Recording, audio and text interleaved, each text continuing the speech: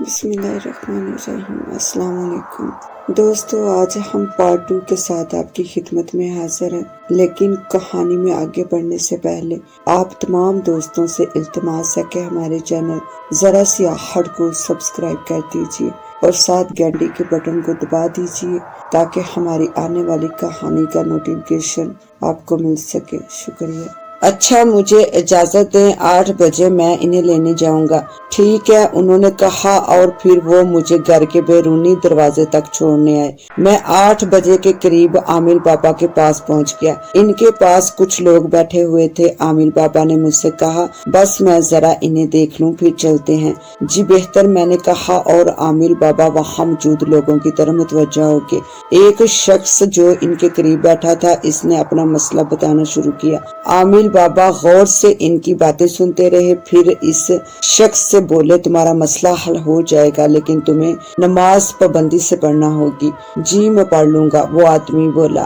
ہم لوگ نماز وغیرہ سے دور ہو گئے ہیں۔ عامل بابا نے سب لوگوں پر نظر ڈالتے ہوئے کہا، یہی وجہ ہے کہ آفتیں ہمیں گھیر لیتی ہیں۔ اگر ہم نماز کی پابندی کر لیں اور اللہ کے احکامات پر توجہ دیں تو کبھی مصیبتیں ہمیں نہ گھیریں۔ پھر انہوں نے اس انسان کو کچھ تویز بنا کر دیے اور ان کے استعمال کے متعلق بتایا۔ کچھ دیر بعد عامل بابا نے تمام لوگوں کو فارغ کر دیا، پھر دیوار پر لگی گھڑی پر نظر ڈالتے ہوئے مجھ سے کہا، چلو دیکھتے ہیں تمہارا کیا معاملہ ہے۔ آج اس لڑکی کی حالت زیادہ خراب ہے۔ میں نے بتایا، سب ٹھیک ہو جائے گا۔ عامل بابا اٹھتے ہوئے بولے۔ میں بھی اٹھ کھڑا ہوا، پھر ہم ان کے گھر سے باہر آ گئے۔ میں نے ایک ٹیکسی روکی اور ڈرائیور کو پتہ بتایا۔ اس نے ہمیں بیٹھنے کے لیے کہا۔ عامل بابا کے لیے میں نے پچھلا دروازہ کھول دیا۔ وہ ٹیکسی میں بیٹھ گئے تو میں نے دروازہ بند کر دیا، پھر خود ڈرائیور کے برابر والی سیٹ پر بیٹھ گیا۔ ڈرائیور نے ٹیکسی چلا دی۔ بہنوئی کے گھر کے قریب پہنچ کر میں نے ڈرائیور کو رکنے کے لیے کہا۔ اس نے ٹیکسی روکی، میں کرایہ ادا کرنے لگا۔ اسی وقت میرے بہنوئی گھر سے باہر آ گئے۔ انہوں نے عامل بابا کی طرف دیکھا اور پچھلا دروازہ کھول دیا۔ عامل بابا نیچے اترے۔ میں نے بہنوئی سے عامل بابا کا تعارف کروایا، پھر گھر میں داخل ہو گئے اور عامل بابا کو سیدھے گوری کے کمرے میں لے آئے۔ وہ اب بھی چھت کو گور رہی تھی۔ جناب، یہ ہے میری بیٹی گوری، بہنوئی نے گوری کی طرف اشارہ کرتے ہوئے عامل بابا سے کہا۔ عامل بابا گوری کے سرہانے پہنچ گئے۔ انہوں نے غور سے گوری کو دیکھا، پھر میرے بہنوئی کی طرف دیکھ کر بولے، آپ کے گھر کا مسئلہ ہے؟ گھر کا مسئلہ؟ بہنوئی نے عامل بابا کی طرف حیرت سے دیکھا۔ ہاں، عامل بابا نے اسبات میں سر ہلاتے ہوئے کہا۔ پھر انہوں نے چھت کی طرف دیکھتے ہوئے ادھر ادھر نظریں دوڑائی۔ آج رات مجھے یہیں رکنا پڑے گا۔ اچھا جی، گوری کے والد بولے، میں جن کو حاضر کر کے اسے قابو کر لوں گا، لیکن اس کے لیے کافی وقت لگ جائے گا، انہوں نے دھیمی آواز میں کہا تاکہ گوری نہ سن لے۔ جی بہتر، آپ تشریف رکھیں۔ میرے بہنوئی نے کچھ دور رکھی کرسیوں کی طرف اشارہ کیا۔ عامل بابا ایک کرسی پر بیٹھ کے، ان کے بیٹھنے کے بعد میرا بہنوئی اور میں بھی بیٹھ کے۔ میرے بہنوئی نے نہایت دھیمی آواز میں پوچھا، میری بچی بچ تو جائے گی نا؟ عامل بابا نے بہنوئی کے شانے پر ہاتھ رکھ کر تسلی بخش انداز میں کہا، آپ بالکل بے فکر رہیں، نہ صرف یہ محفوظ رہے گی بلکہ اس جن کو بھی آج اپنے قبضے میں لے لوں گا۔ اس نے آپ کی بڑی بیٹی کی جان لی ہے، لیکن یہ کیسے ہو گیا؟ میں تو اس گھر میں بہت عرصے سے رہ رہا ہوں، پہلے تو ہمیں کوئی ایسا شک نہیں ہوا، نہ ہی کسی نے بتایا کہ یہاں جن ہے۔ بہنوئی نے عامل کو بتایا، صاف بات یہ ہے کہ سب شیطانی مخلوق ہوتی ہیں، اس کا کوئی مستقل ٹھکانہ نہیں ہوتا، اسے جہاں مناسب جگہ مل جائے یہ وہی اپنا پڑاؤ ڈال دیتی ہیں۔ آپ کی بڑی بیٹی کو بھی اس جن نے پوری طرح قابو میں رکھا تھا، وہ ایک خوبصورت اور نوجوان آدمی کے روپ میں اس سے ملتا ہے، اس نے آپ کی بیٹی کے ذہن کو اپنے قابو میں کر لیا تھا، اسے صرف وہی آدمی اپنا ہمدرد لگتا تھا، باقی سب لوگ اسے دشمن لگتے تھے۔ عامل بابا نے تفصیل سے بتایا۔ کچھ دیر خاموشی چھائی رہی، پھر میرے بہنوئی اٹھتے ہوئے بولے، آپ لوگ بیٹھے، میں آپ لوگوں کے لیے چائے بنوا کر لاتا ہوں۔ نہیں، اس کی کوئی ضرورت نہیں، عامل بابا بولے۔ نہیں، یہ کیسے ہو سکتا ہے؟ میرے بہنوئی نے کہا اور اٹھ کر کمرے سے باہر نکل گئے۔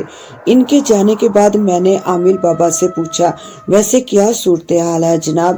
اس کی زندگی کو تو کوئی خطرہ نہیں ہے نا؟ معاملہ واقعی خطرناک ہے۔ ایک اور راز کی بات جو میں نے آپ کے بہنوئی کو نہیں بتائی، کہ نہ جانے ان پر اس بات کا کیا اثر ہوگا۔ میں صرف آپ کو ہی یہ بات بتا رہا ہوں۔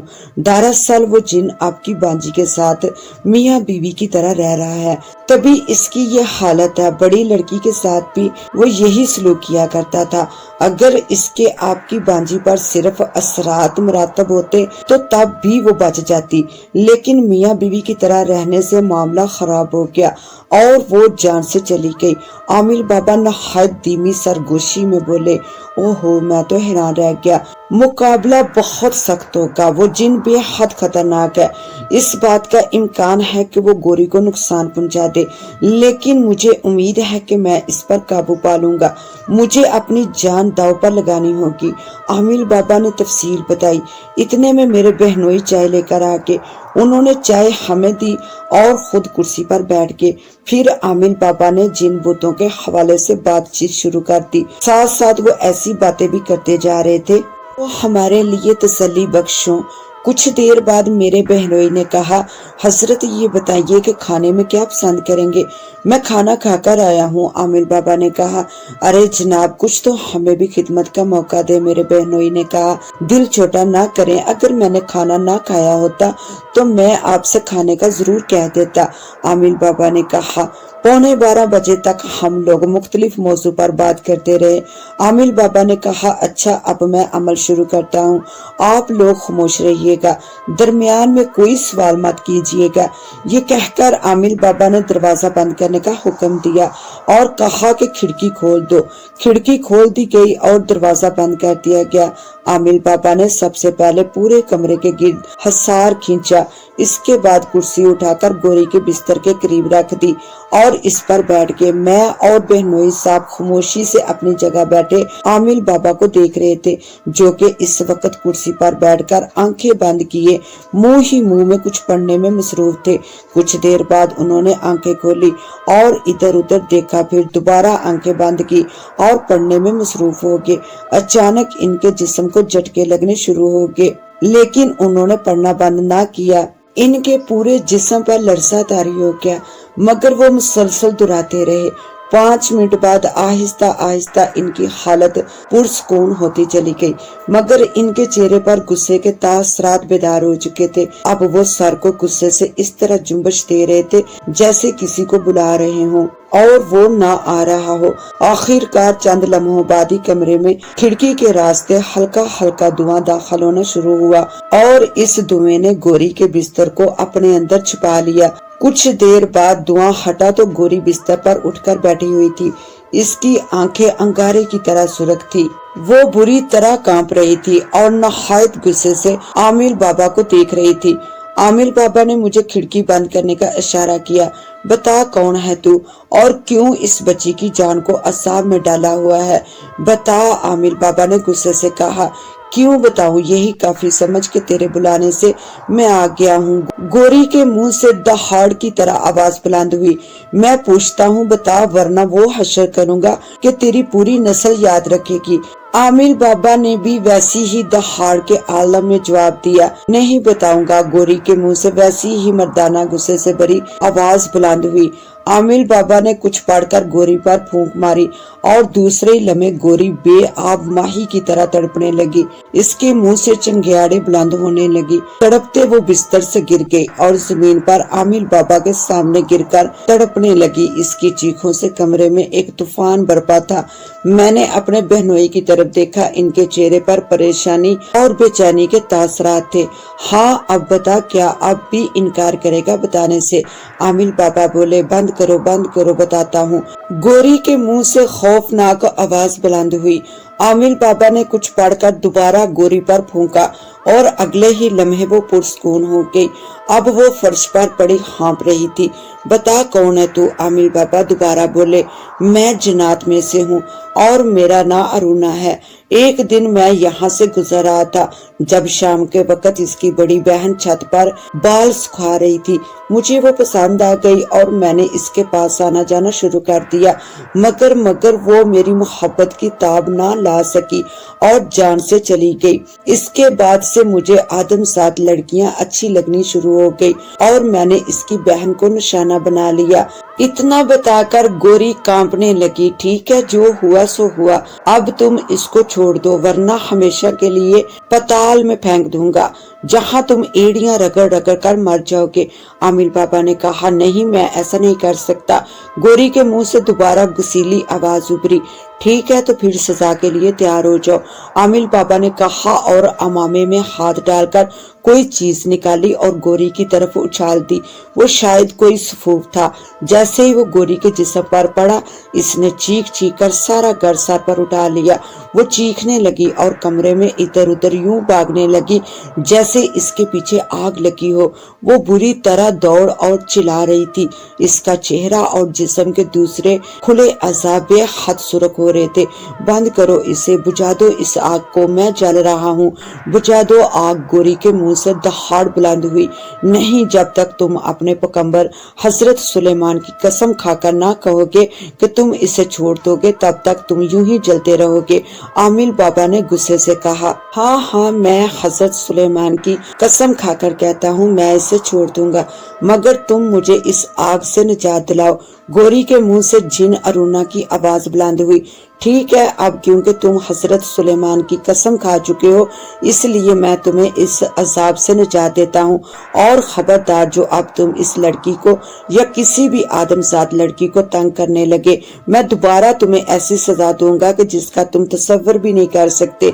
चलो दफा हो जाओ यहाँ से, आमिर बाबा ने कहा और कुछ पढ़कर गोरी पर फूंका। वो आकर बिस्तर पर गिर पड़ी और इसके जिस्म से धुआं निकलने लगा।